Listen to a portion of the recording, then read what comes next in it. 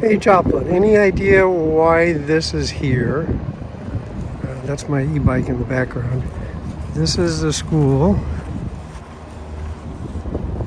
It's in Mercy Park. It clearly looks like it's seen better days, but for some reason there's a concrete kind of patio around it.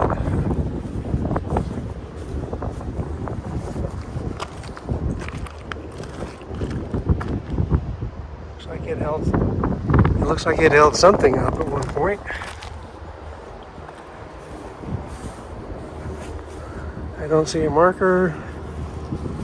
There you can see the pavilion at Mercy Park up the hill there.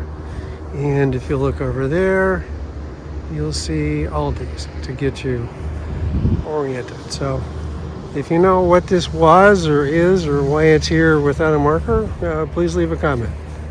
I'm very curious. And by the way, great e-bike, not sponsored.